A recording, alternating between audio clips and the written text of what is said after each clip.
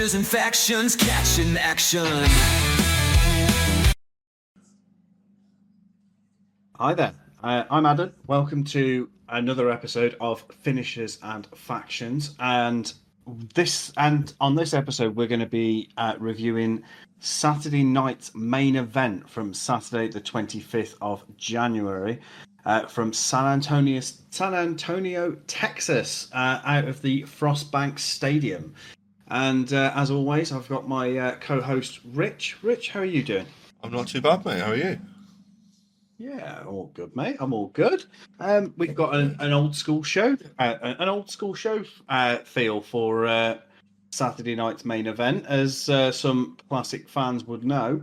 The Saturday night's main event was a staple in sort of towards the end of in the golden era of WWE, moving into the moving ever so slightly into the Attitude Era, where it sort of dropped off, and they've started bringing it back. But not only did they bring back Saturday Night Main Event, they also this time brought back Jesse the Body Ventura, which was so nice to see.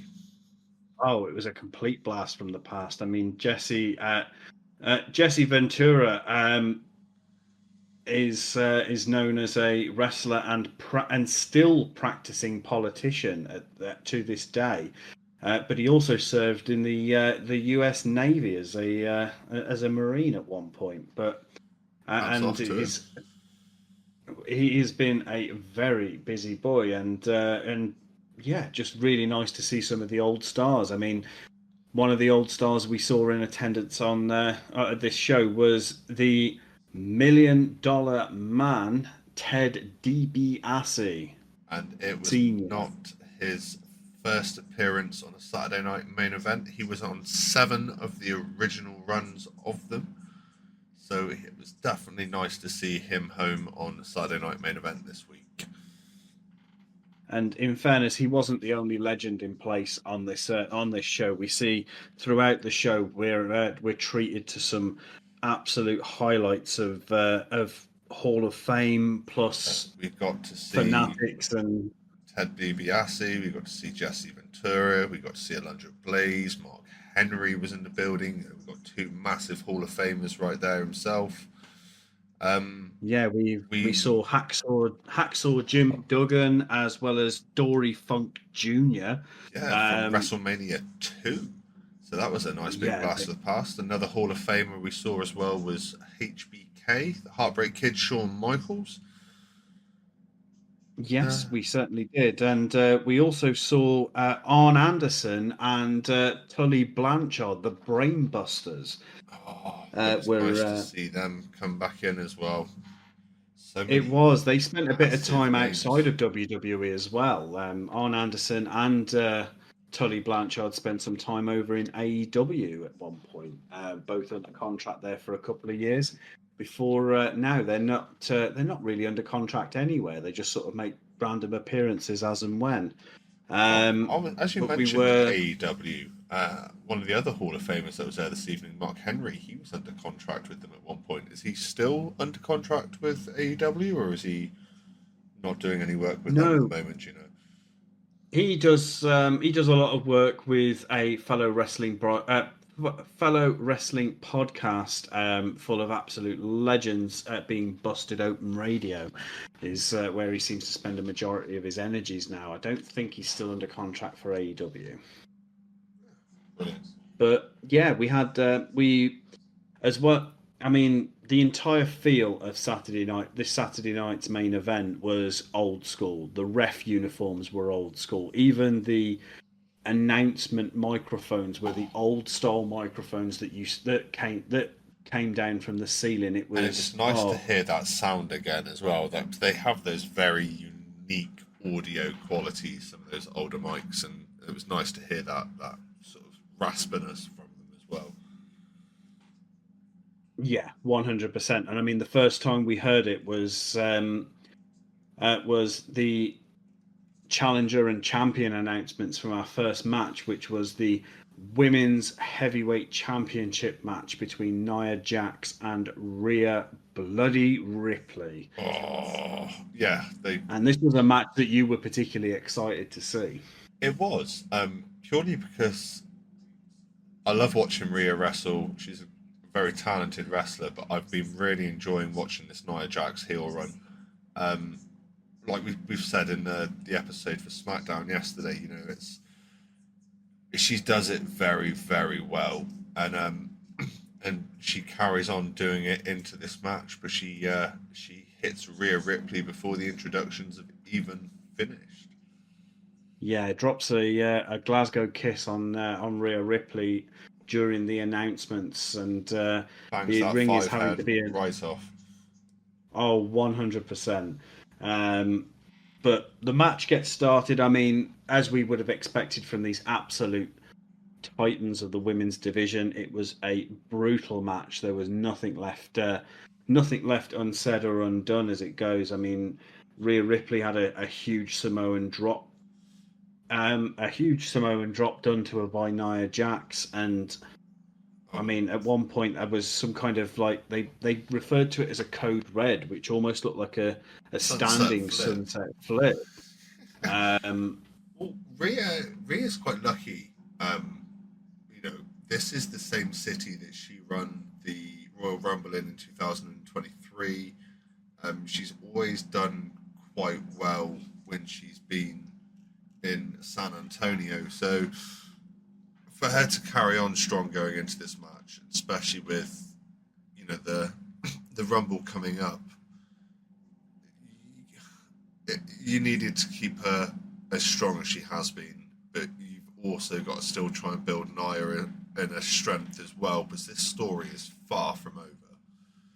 Oh, 100%. This is if they play this right, this has got the legs to take it all the way to WrestleMania, which Definitely. in a bit of a throwback to the previous episode about SmackDown from the 24th of January.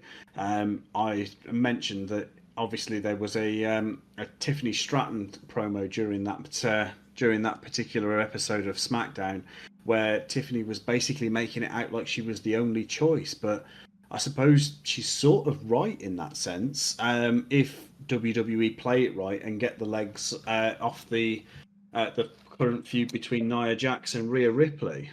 Yeah, I can't see them trying to add a third person into this feud, because by having the Women's Rumble winner pick Rhea, that's essentially what they're doing.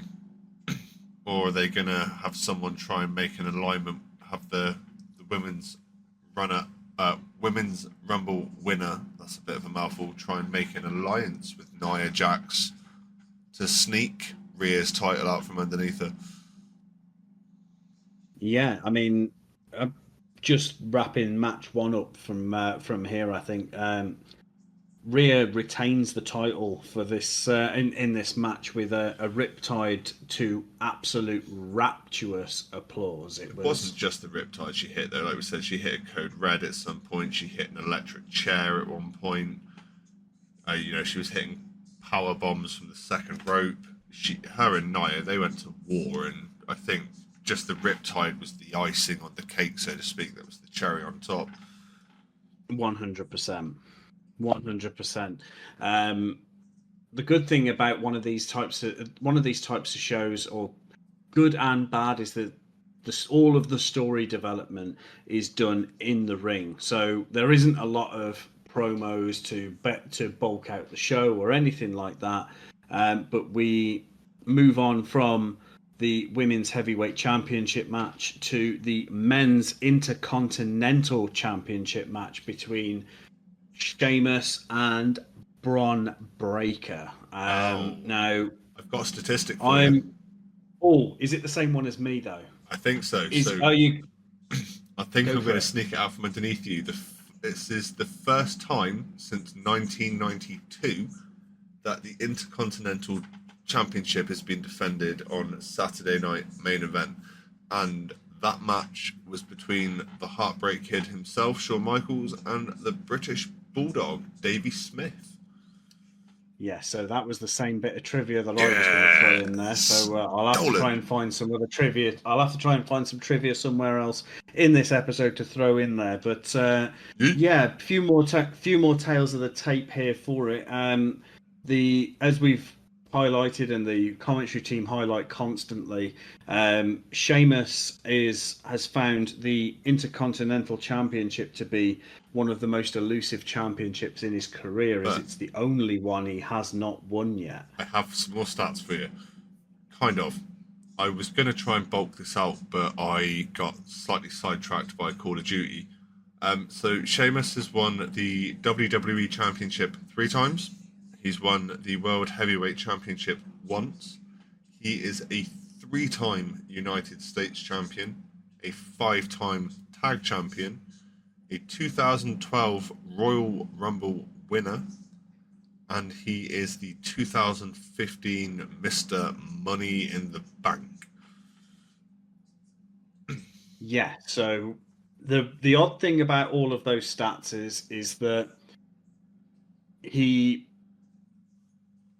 a lot of those you would expect him to have risen through the ranks, as a lot of superstars do. Sheamus won a lot of those in reverse order, so he won the big titles first, and then later in his career, World Heavyweight Championship against John Cena within 6 months of joining the company, I believe, or joining the main roster at least. Yeah, and this match between him and Bron Breakker this evening marks Sheamus's 10th attempt in his career to snatch the IC tag title. That's 10 matches that Sheamus has gone into and lost, not being able to capture that elusive Intercontinental Champion. Sheamus and this title are starting to feel a little bit like Dolph Ziggler in the world title. One day he might get it, but they're gonna play you with it until they give it to him. I personally think if they do decide to let him have it, I think they'll let him have it on the grindest stage of them all, just to make it, a bigger thing for him. If they let him win that IC title at WrestleMania, that will be the biggest pop of the night, apart from maybe Jey Uso pulling off a title himself at WrestleMania. Yeah, this is it. But as for the actual match itself, I'll be honest, I didn't get a fantastic amount of notes because I did get really kind of sucked into it. Again, I've said before in previous episodes, Sheamus is one of my absolute all-time favourites. Yeah. Bron Breakker, I'm not terribly familiar with, although I do know that they did sort of, I don't know if it's a closely guarded secret. It's not something that I knew before, but they did mention something along the lines of Bron Breakker being a Steiner at one point. Do you recall this at all? Breakker is Rick Steiner's son. So yeah, Scott Steiner's nephew. He followed them into the line of football. He played college football. Can't remember who for off the top of my head. I'd have to have a little look. But yeah, he then went into professional wrestling afterwards. So yeah, he's definitely a Steiner. And I think you can tell by the way you look at him at some point as well, because he is a big boy. He is a big boy, but unfortunately, it always seems I've not seen him cut much in the way of a promo. He's obviously got the wrestling pedigree, the wrestling ability, but not seen him cut much of a promo just yet. I'd like to see a little bit more of him doing that, just to sort of to expose myself to more of a well-rounded performance from him as a professional wrestler, because we know from past experience you're either gonna be a fantastic wrestler with no workable promo skill or little to no workable promo skills, or you're going to be completely the opposite. Yeah, right. So just clicking on Bron Breakker's Wikipedia, Bron Breakker played for the Baltimore Ravens, and while I am here, I don't know why it is taking me to a link to Cora Jade's Wikipedia page. Is there a link there? Okay. Well, we're not here to talk about Cora Jade just Nope. at the moment. Maybe in a future episode somewhere we will have a conversation about Cora Jade, but right now we're here to talk about Sheamus and Bron Breakker. And I did, as I said, didn't take a great many notes for this. I did call out a couple of spots that I quite enjoyed. Yeah. One of which there was an absolutely The spear. mid-air spear from Bron Breakker, which was so a defining moment within this match, realistically. I had just before that Sheamus tossed Braun Breaker into the timekeeper's area, kind of making the most of the space they had available to them. Yeah, I had that beautiful spear. How Sheamus got up from that, I have no clue, because if that was me, I'd have folded up like a garden deck chair. I would not have moved off that floor. It took a lot of intestinal fortitude to be able to stand up from something like that. But we know that eventually played a part in the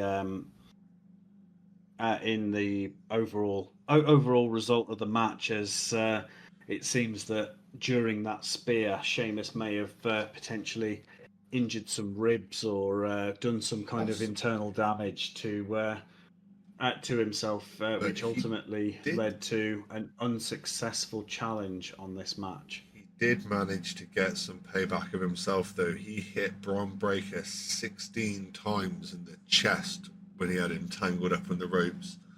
Now, Sheamus he played him like an absolute drum. Sheamus is known for having a hell of a slap on him, and you could see Bron Breakker's chest at the end of it. That was redder than Sheamus's hair colour. That was an impressive shade of ouch. I will give you that. Oh, 100%. But yeah, I mean, in the end, Bron Breakker retains the championship for this one. So that's two title matches we've had so far during this event, and it's more of two a retains. Yeah, well, I keep wanting to call it a pay-per-view, but it's not. It's more of a... We've just thrown an extra program in to keep Rich and Adam busy. I wish we were that important, but, you know. So after Bron Breakker retained with the 3 count off the spear, we got to see a hometown hero, the 2-time Hall of Famer, a back-to-back Royal Rumble winner, and the ladder match master. So who better to overlook the contract? We've got one more moniker that we can't honestly forget as we draw closer to the road to WrestleMania. Mr. WrestleMania himself.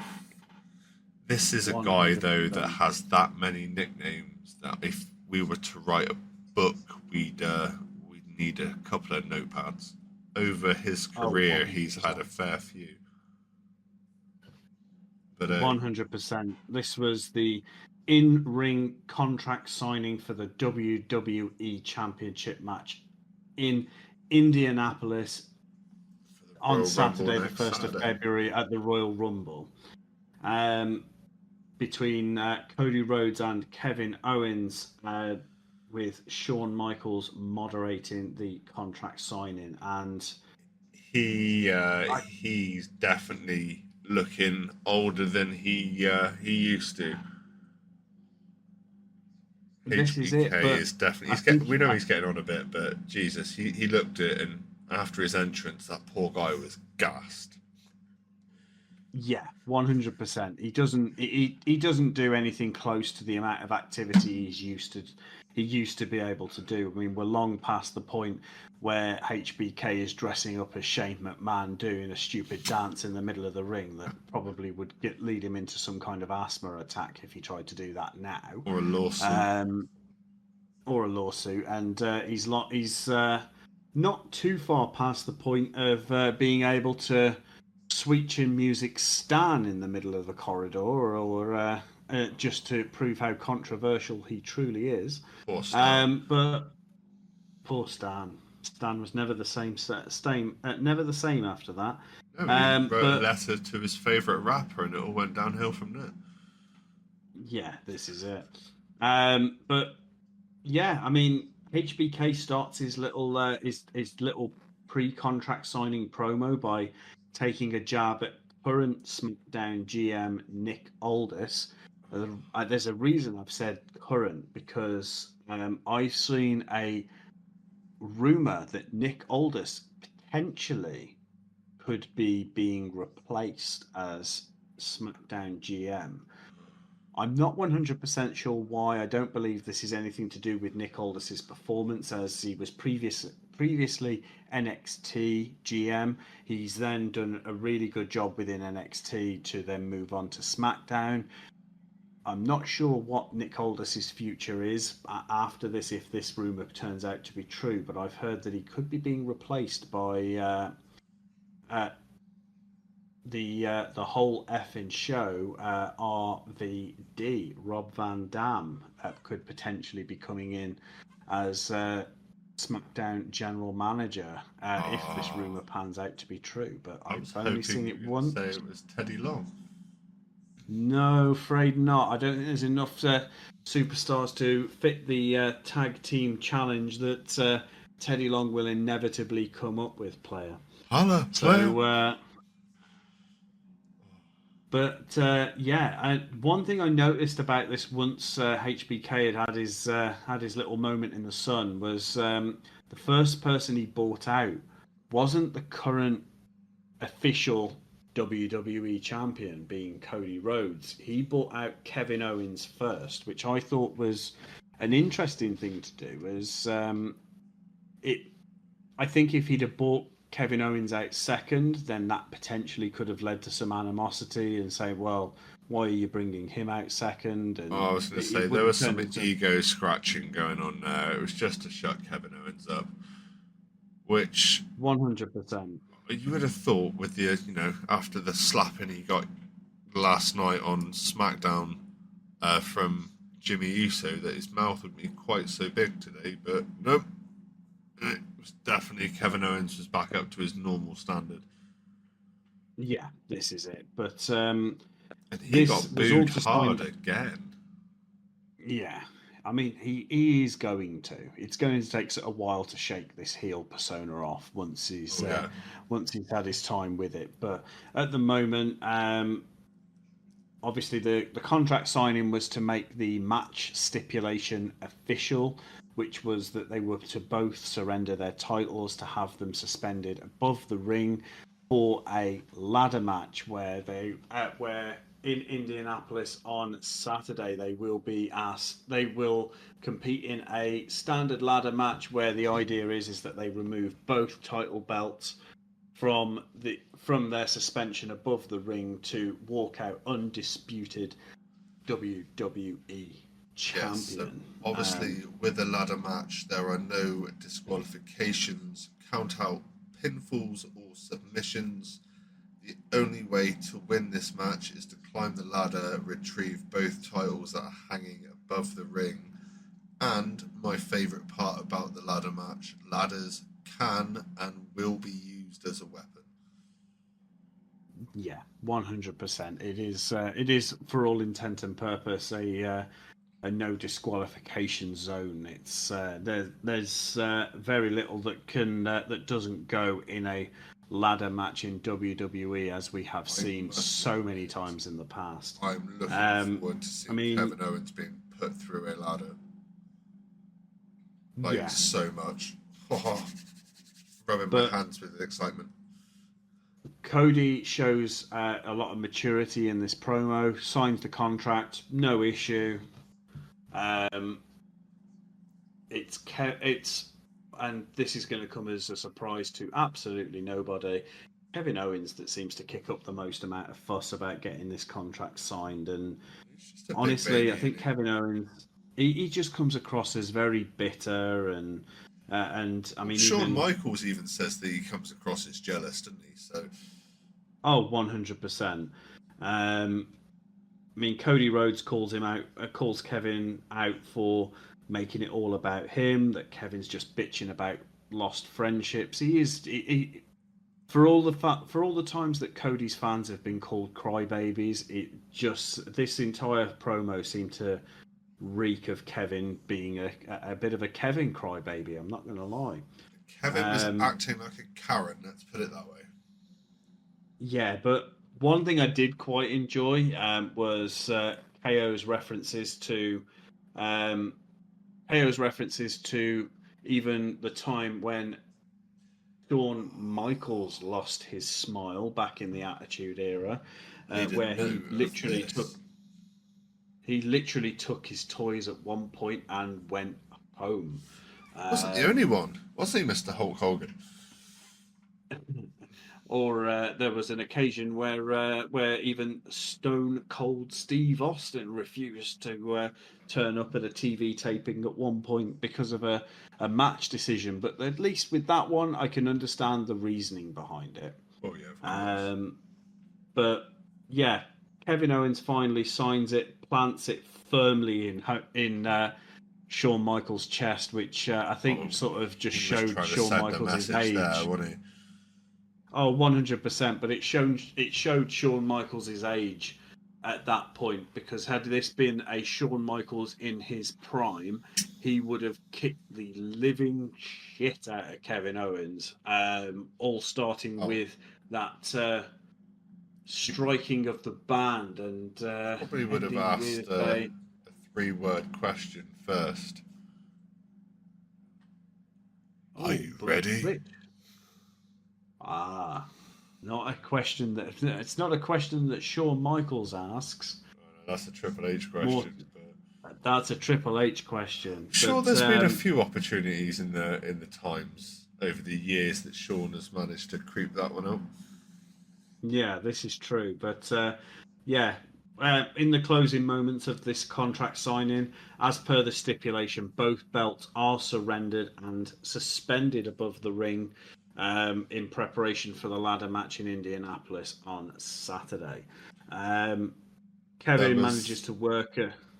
Kevin wastes no time, realistically.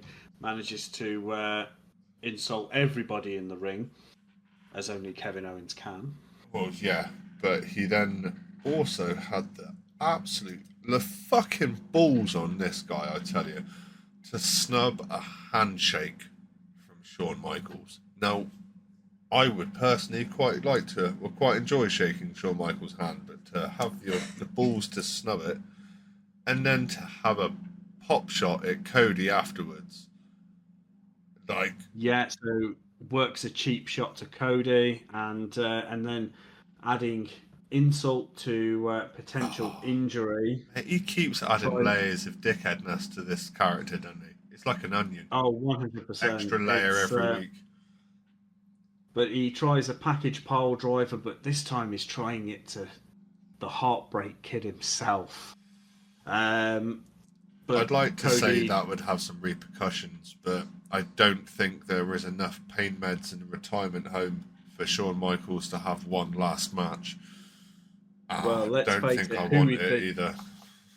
Let's face it, if Shawn Michaels were to get injured by Kevin Owens, I don't think Kevin Owens would be in WWE for much longer, bearing in mind who the chief content officer is of WWE at the moment, being everybody's favourite, and yours and I, it's Mr. Paul Triple H Levesque himself. Still haven't had my phone call regarding the Royal Rumble tickets that I Show Speed got either, Paul. Do you know, I'm missing that phone call myself, and we're running out of time here. It's as we're recording this, it's Monday evening. You'll be getting ready for Raw shortly, and I've still not received that phone call, but I'll keep my phone on loud, just in case. So but the package pile drop. I don't mind being packaged in a box and shipped that way, but to be quite honest, I don't mind how I make it there. I'll make it there. But Cody falls the package pile driver attempt, and KO gets a first-hand look at what a super kick should look like from the master himself. Mr. Shawn Michaels comes back with a sweet chin music to finish that that little promo, that little in-ring contract signing off. I mean, it was always going to end in chaos. I will be honest, I just always thought Shawn Michaels would be the instigator. Yeah, and it was not that way to go this time, but it was nice to see Kevin Owens definitely feeling the after effects of that sweet chin music. He's taken a fair few bumps to that rather large chin of his the last couple of days, so it's got me feeling a little bit sore. All's hoping. But we move on from there to a repeat of a VT promo shown on SmackDown of the sort of tale of the tape between the one big SOB, Braun Strowman, and the Samoan werewolf himself, Jacob Fatu, ahead of their singles match, which is the next match on the card. Yeah, that was the VT that basically set up like a boxing match, didn't it, with all the statistics on it? And yeah, look at these statistics, and on paper, Braun Strowman should steamwalk Jacob Fatu, but the Samoan werewolf is not someone you want to be counting out. So, the personalities of these two guys definitely hold into this match. So there were a few bits and pieces that I picked out before this match even started. One of them was the fact that the commentary team happened to drop in there that Jacob Fatu has done 3 stints in prison before his 18th birthday. Before 3 stints in jail. Yeah. So that was quite a surprise. A little bit later on as to why he became a professional wrestler.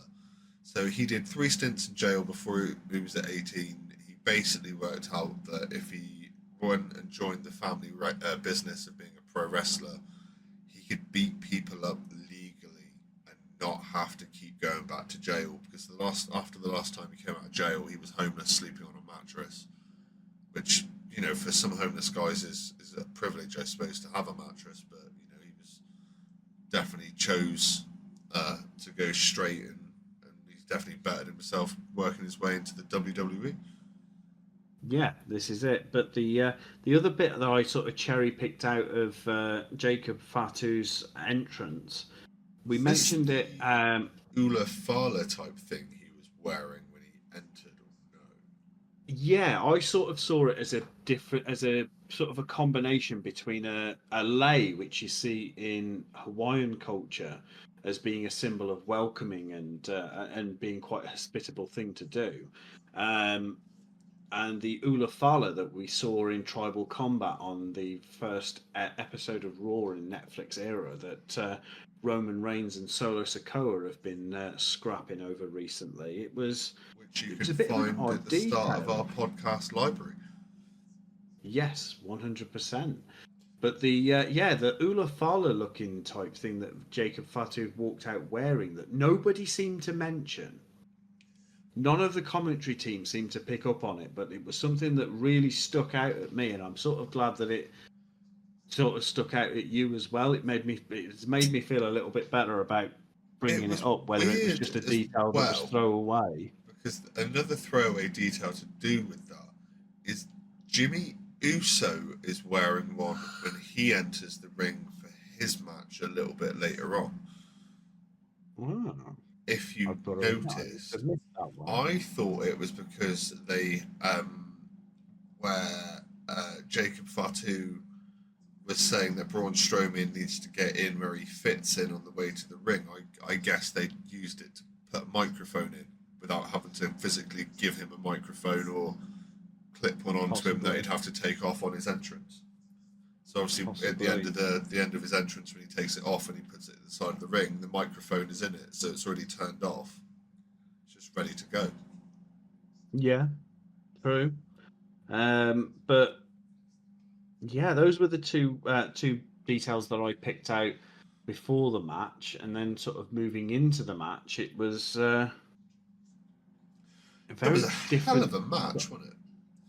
Oh, 100%. But it was a very different strategy for Jacob Fatu going in against the Braun Strowman, the monster among monsters. It's a It's a case that Fatu started using speed instead of just raw power to try and bully his way through this match, as we've Which is seen him do in the something past. we are more commonly used to seeing from Braun Strowman, but these two decided they were going to mix it up in front of a maximum capacity in San Antonio of 16,406. Watching what I felt was probably a contender for match of the evening. You had some really basic moves used very, very well, like Braun Strowman hit Jacob Fatu with a couple of shoulder tackles, the first one into the barricade, the second one sent Fatu flying over the announce table. And then, Strowman went to this well a little bit too often, as he tried he did try a third one after barging Fatu over the announce table, and was met with what was that? Sorry, he got caught out trying to do it. Oh, 100%. It was scoped, reversed, no one home for that one, unfortunately, and that sort of shifted the momentum at that moment into Fatu's favour, where he managed to drop Braun Strowman onto the announce table with a hefty Samoan drop. Now, to be able to get someone of Braun Strowman's size up for a Samoan drop is a challenge. Like, Strowman is an absolute unit. But, yeah, again, the announce team referenced the reinforced announce table. And it must be reinforced, because with that Samoan drop, you expected Strowman to go through it. Did he? Did he? Hell. No, this is it. But bounced like a... Well, I don't think I can describe something off the top of my head to the way Strowman bounced off that announce table. But, yeah. Announce table is very staid. That spoke to the beginning of the end for this match, really, didn't it? Because I don't think Strowman really recovered from this point. And after Fatu threw him back into the ring, he kind of got dumped into the turnbuckle, didn't he? And it was just constant hip slams, repeated from one turnbuckle to the other on the hip slams, and then he got to the point where he tossed the referee out the ring, because he's, the ref saying, look, he's done, man, just pin him, it's finished. And then because of that, we ended up with a no DQ finish. And this was a bit of an odd finish, because when we saw this a few weeks previous with the Carmelo Hayes match, it was put down as a no contest. However, for this match, Braun Strowman was named winner by DQ. Yes. So I'd love to understand the reason behind why Carmelo's match was down as a no contest with no winner. Right, so I think I know why. I think Carmelo's match was no contest due to interference, where with this one, it was done as a disqualification, because as soon as you put your hands on a referee, you're disqualified. So that's true. So Jacob Fatu was an active combatant in the match, whereas with the Carmelo match, he was an interference run-in. So that makes sense. And at this point, that tips the scales over the edge, and Jacob Fatu goes werewolf mode, I suppose, if that's the way you do it. I'd love to see if he uses it as like an alter ego in the way that Finn Balor brings out the demon. I think that could be quite a cool aspect for a one night only for it. But he grabs a steel chair, he lays into Braun Strowman with that, he's laying into security. He just doesn't care at this point. He is his cheese is completely slid off his cracker. He's going nuts. Oh, just goes completely unhinged. And I mean, by the time Jacob Fatu is anywhere close to being done with Braun Strowman is literally hissing blood. I think at one point Jacob Fatu hits 4 moonsaults from the top rope consecutively on him. I say Strowman got hit with a chair. He is bleeding profusely. So I think from beginning to end, I counted half a dozen, so six moonsaults to an already chronically injured Braun Strowman, and I'm hoping sort of this doesn't put him back on the injured list moving forward, because it was really good to see Strowman back. And he's been nice and powerful as well. Yeah, this is it. I mean, he's only been back for a couple of weeks. This is the first time we've seen him in any real in-ring action. Yeah, so I think he returned last week to save LA Knight, didn't he? And then this is the first week that we've seen him in action, or in-ring action anyway. So he returned the week before last. So 2 weeks ago he returned. He returned as something that nobody saw coming. We didn't realise he was going to do it. He returned. Teamed up with LA Knight to defend themselves against the team of Tama Tonga and Jacob Fatu. This is when last night's match with Tama Tonga and LA Knight was made, as well as the match for tonight, which we've just talked about, which was Braun Strowman versus Jacob Fatu. The only difference, and we pointed this out with that in our last episode about Friday Night SmackDown, was that when Tama Tonga faced LA Knight, Jacob Fatu stayed at ringside.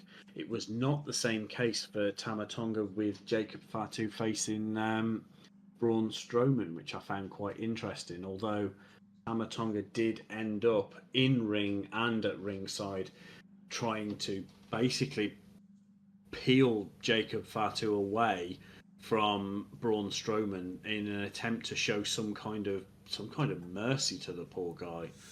Yeah, I don't think that Jacob Fatu is going to show any mercy at all.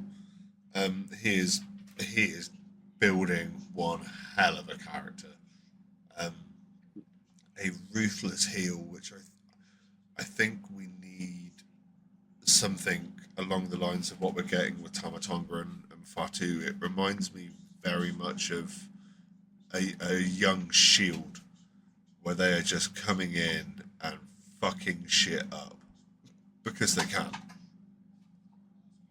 Yeah, and this was just absolute insanity. Realistically, it was almost a difficult thing to watch for Braun Strowman, because I like Braun Strowman. He's got a good character about him in terms of promos. He's got a good in-ring ability for a big guy. And he is the last active member of the Wyatt family as well. Obviously, we've lost Bray Wyatt, we've lost Luke Harper. Eric Rowan's not wrestling at the moment that I'm aware of. It is literally just Braun Strowman left. Yeah, this is it, and it seems a shame that that's the way we've gone with it. But that's life. Right, I'm going to try and throw some statistics at you this time, and see if you haven't already picked up on these with the affiliation between San Antonio and the WWE. So San Antonio has hosted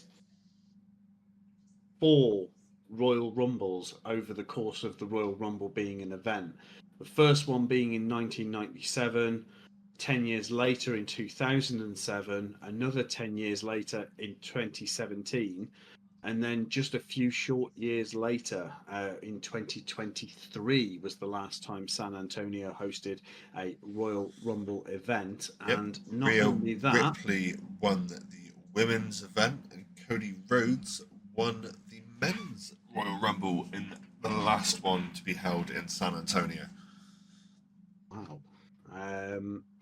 So, and as well as that, Saturday Night Main Event has been hosted by San Antonio a grand total of 38 times, which is an insane number of Saturday Night Main Events to be hosted by one city. It certainly is. But Saturday Night Main Event was definitely different when it went through the last time, as the announce team mentioned that the late Mean Gene Okerlund spent a lot of his time doing bits and pieces on Saturday Night Main Event. So they paid a small tribute to another Hall of Famer that unfortunately couldn't be with them this evening. That would definitely have been so if he'd have still been with us. Oh, definitely. He wouldn't have missed it for the world. But these things, again, this is life. And this is where we see that, I think it was, I'm not terribly familiar with him, but IShowSpeed. Yeah, so before we had that, we had another little interview with Jesse Ventura, and he basically just said in this that, you know, wrestling when he was around more, it was more technical. Wrestlers these days are a lot more vicious, and you know, especially after watching that last match, which I believe it was Joe Tessitore told him it was, you know, they're not all like that these days. That was just a bit of a one-off, and followed closely again by another Royal Rumble VT, basically just giving us another visual on those that have already declared themselves for both the men's and the women's Royal Rumbles, and some of those other matches that have already been set up to take place. For example, the Cody Rhodes Kevin Owens ladder match. Yeah, so we got a brief tease of what to expect at Royal Rumble in a week's time. Before moving on, as I said, IShowSpeed was phoned up by Triple H, and basically invited to the Royal Rumble in Indianapolis on the 1st of February. At which point he basically is like, yeah, I'll be there. You know, am I allowed to stream it? Which, you know, he was told he is. That's not an issue. And then he's like, you know, can I see stream Cena? And it's like, well, the funny little retort of if you can see him, you can stream him. So does that mean that we could have confirmation there of a John Cena appearance at the Royal Rumble? We've not seen much of him at all on his retirement tour so far.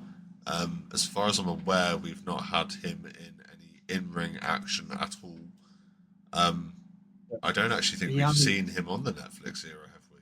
So we have. He was on the first episode of Raw where he did announce his. Yeah, we had a promo, but we've not had a match, have we?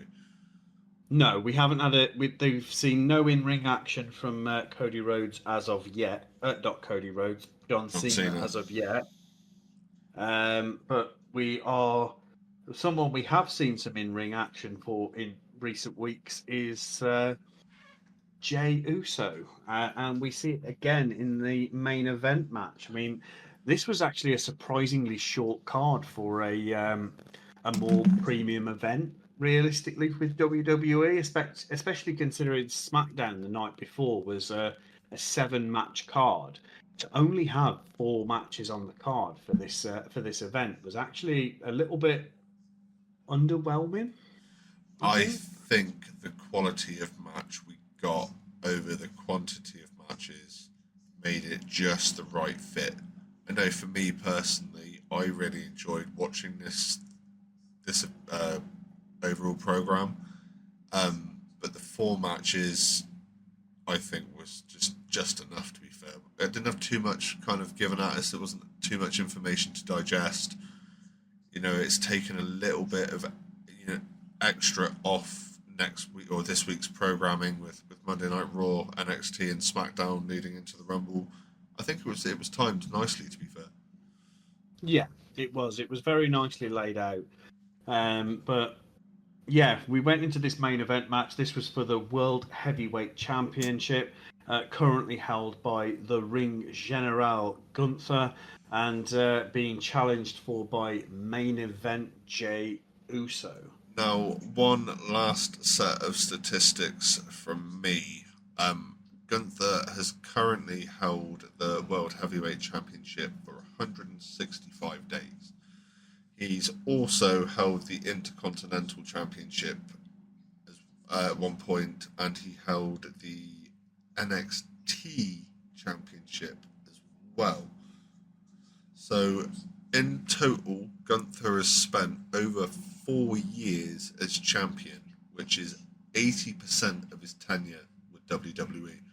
So 80% of his tenure at WWE, Gunther has had a tag strap strapped around his waist. Yeah, which is a phenomenal statistic to be able to hold to your name, to have spent that long as a champion, or that much of your tenure within a company as a champion of in one form or another. Which is interesting because he is not necessarily a superstar that you would associate with having that much potential, I suppose. They must see a lot in him to be giving him that much belt. But he's definitely not been as over as some other wrestlers on the roster. It's interesting to kind of see. But he does do what he does do very, very well. Well, this is what he said in promos leading up to this match, is that he's not an entertainment superstar. He is a professional wrestler. He is there to kick ass and then go home. He's not there to shake hands, kiss babies, create trends or anything like that. He is there to go in, dominate, go home. And again, it's something that Gunther does very, very well. Up until this match. So yeah, this was a surprise for me. I will be honest. I wasn't expecting the result of the match was what I expected. Yes. What I didn't expect was how competitive this match was. I think, and I think we should be clear here. We all knew in the week leading up to WrestleMania there was not going to be not the week leading up to WrestleMania. Sorry, the week leading up to Royal Rumble. Getting ahead of myself. It's going to be a great WrestleMania this year. That title was not changing hands a week before Royal Rumble. We knew that. So we can, with that, confirm that Gunther retained, but the match they had leading up to that was incredible. And you saw at the end of it the amount of respect that Gunther had learned for Jay for the things that, the spots and the works they'd had within that match. And it was a great match. And the two of them have got history anyway, which made that match even better. Gunther was the guy who eliminated Jay from last year's Royal Rumble. He beat, when Gunther held the IC title, when Jay was trying to get his hands on that, Gunther beat him there. He beat him in the King of the Ring semi-finals. There's a lot of history between these superstars, which just made this match more and more compelling. It's and I don't really want to make the comparison, but I feel like I'm going to anyway. It's one of those finish the stories. Yeah. Eventually, Jey Uso is going to be allowed to finish the story. He will beat whichever champion he's feuding with. I think it will be Gunther. I think Jey Uso will be the next World Heavyweight Champion. I don't know whether that'll be a Royal Rumble thing, or I don't know if they're going to try and string this one out until WrestleMania and have what I believe could be the biggest pop seen at WrestleMania since Mick Foley, Shawn Michaels, and Stone Cold came out against the League of Nations. Well, if you'll allow me to speculate just for a moment. Go ahead.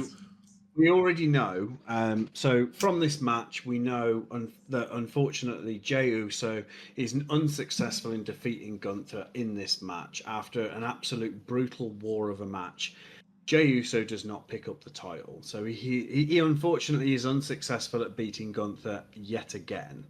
However, this leaves Jey Uso free to be an entrant within the men's Royal Rumble on Saturday. Oh. Now, if Jey Uso wins the men's Royal Rumble event, which is more than possible, that leaves him with a main event spot at the show of shows, WrestleMania.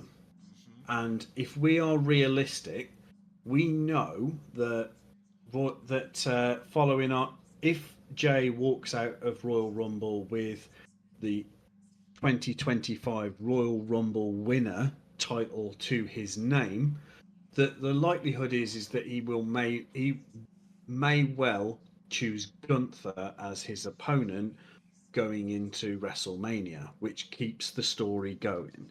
It does. I think it's possible, if that happens, that Jey Uso goes on after an extended program with Gunther where he begins to improve week on week, making sure that he is finding all those little weaknesses, getting really under Gunther's skin, which we've seen him do in promos leading up to this match.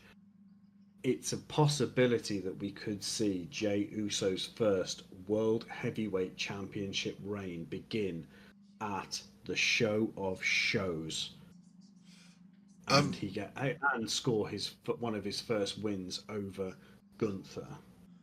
Yeah, and I think I have just found one of the perfect ways to finish this episode, Adam. I have just been sat on scrolling through social media while we've been recording this episode, and Wrestling Daily News have just released a story saying that Jordynne Grace has just signed a multi-year deal with WWE. So that could be one of the entrants in the female Royal Rumble this year.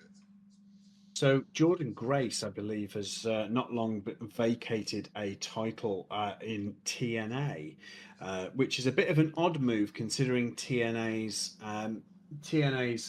multi-year deal to share talent between that and NXT. So, well, according to the article, it says WWE just locked in on one of the biggest names on the free agent market. After weeks of speculation, Jordynne Grace is officially heading to WWE. Apparently they wasted no time making a move for Grace, saying that she wrapped up her TNA wrestling run, making it clear they weren't willing to let her test for free agency. So she decided that basically once her contract was up, she was leaving TNA, so she dropped the title to do so. Which, do you know what? Fair play to her, and I'm looking forward to seeing how that shakes up the women's division moving forward. I mean, yeah, we've come to the end of it, the end of the show, and as I say, a 4-match card, so not much to choose from. Do you have a match of the night? Yes, I do. I went into recording this with one of two in my mind. While we've been recording this, I think I've made my choice. For me, the match of the night was Rhea Ripley and Nia Jax. Okay, that wasn't what I expected you to say. You were expecting me to go for Jey Uso, and I think I probably would have done if he'd have won. But as it stands, I'll correct you. I wasn't expecting you to go for Jey Uso for that very reason. You would have done, had he won that title, we'd have both been in agreement and both gone for that main event. And I think we both would have done it if it was the Sheamus matches. If Sheamus had won, we'd have both chosen between those two. So you'd have probably gone Sheamus. 100%. I'd have probably gone for Jey Uso. As it stands, I'm still picking the Jey Uso match. That was a fantastic story told, and a genuine threat has been identified for Gunther's reign as World Heavyweight Championship. So it was definitely a way of building that story. What I expected you to come out with was actually the only non-title match in this card. I honestly expected you to say that your match of the night was going to be Braun Strowman versus Jacob Fatu. I'd like to have been able to pick that one, and I'll explain to you why I think they could have done a little bit more with it, and I think it could have been a little bit longer. I don't think the beatdown needed to go on for quite as much. I know they're trying to build Fatu's character, but at the same time, they're taking a lot away from a lot of work they've put in with Braun Strowman over the last decade. So yeah, And I don't think Strowman's at a point where he's looking at passing a torch. So, no. No. And do you know what? I agree with that. So, yeah, I mean, I'm out of points. I have got nothing else. I am pretty much done too. So thank you for hanging out, and I will catch you for the next episode, which will be Monday Night Raw. Yeah, thank you all. See you all soon. Bye. Bye-bye.